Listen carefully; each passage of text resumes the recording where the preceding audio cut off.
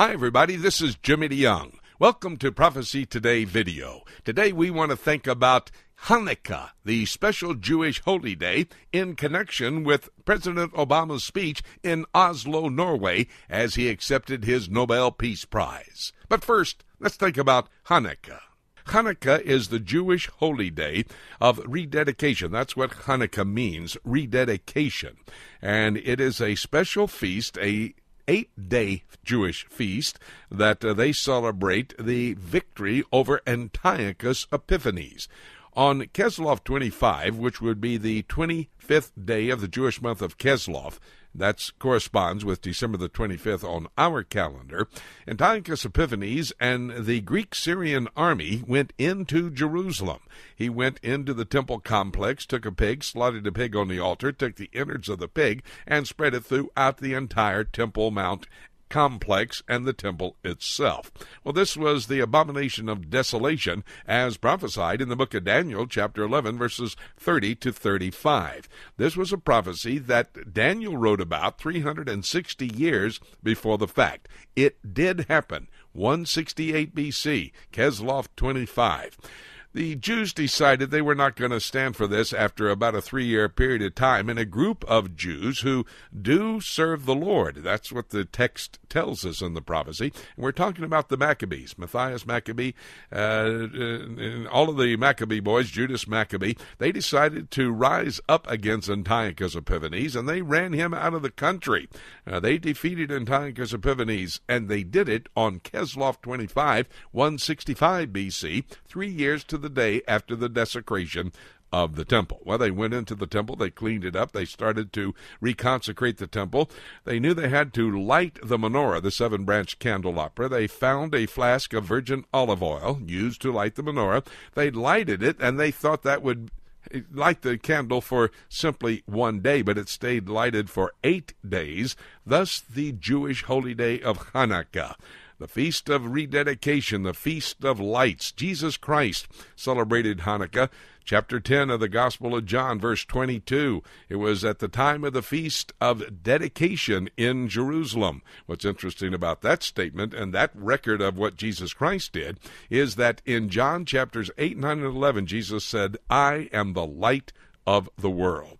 Well, the Maccabees fought for the life of the Jewish people. Had Antiochus Epiphanes been successful, he would have disseminated the Jews across the world, assimilated them into the Gentile culture, and the Jewish purity to bring forth the Messiah, Jesus Christ, would not have taken place.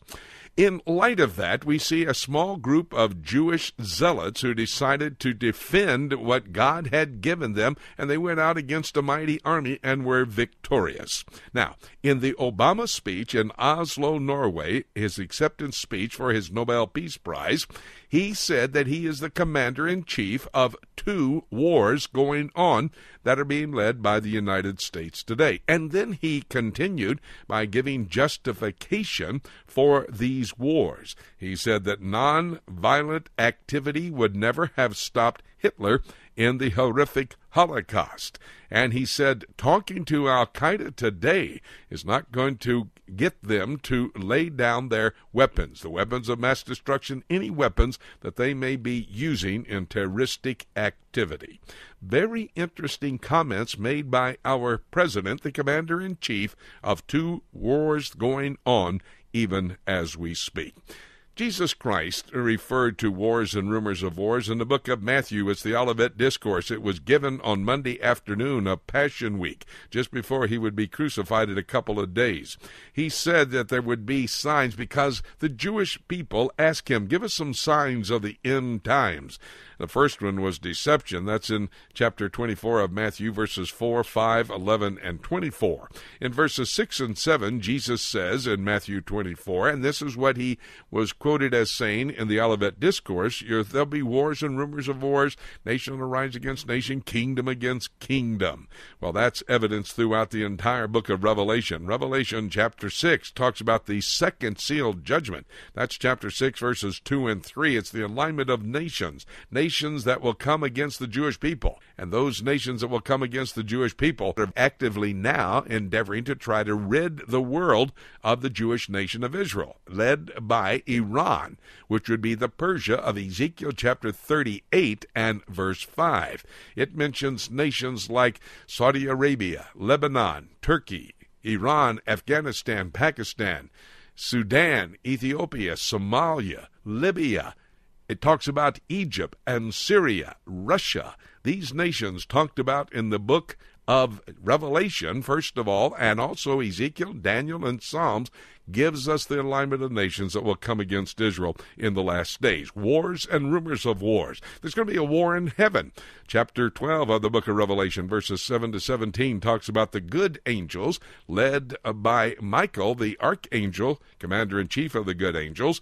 He will be told by God to take Satan, another angel, and throw him out of heaven, and all of the evil angels will be thrown out with him. But what happens when they come to the earth, according to Revelation chapter 12, verses 13 through 17, is they intensify, under the leadership of Satan, these evil angels intensify their efforts to try to rid the world of the Jewish people.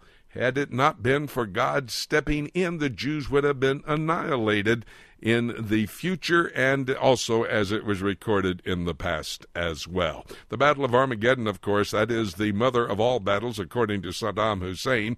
Revelation chapter 16, verses 13 to 16, says that Satan, Antichrist, and false prophet will use signs, wonders, and miracles to gather all the armies of the world. By the way, we have a proliferation today of signs, wonders, and miracles. That's what Satan and Antichrist and false prophet will use to gather all the armies of the world into Jerusalem. Revelation 19, verses 11 to 20, talks about that Battle of Armageddon that takes place in the Jezreel Valley in the heart of the state of Israel. Well, we're talking about how the Maccabees rose up. We're celebrating Hanukkah with the Jewish people, and they rose up to fight evil. They had to go out in battle. They had to war. War, as our president said, was justified. Nonviolence would not take care of Hitler, will not take care of Ahmadinejad and those who want to destroy the Jewish people. But the exciting thing is the Lord steps in and protects his Jewish people. He's the one that gives them the victory. All that we've talked about on this broadcast, and in light of the celebration of Hanukkah, gives evidence that we're quickly approaching the time when all of Bible prophecy will be fulfilled. The next event, the rapture. By the way, the rapture can happen at any moment. Having said that, nothing left for me to say except let's keep looking up until...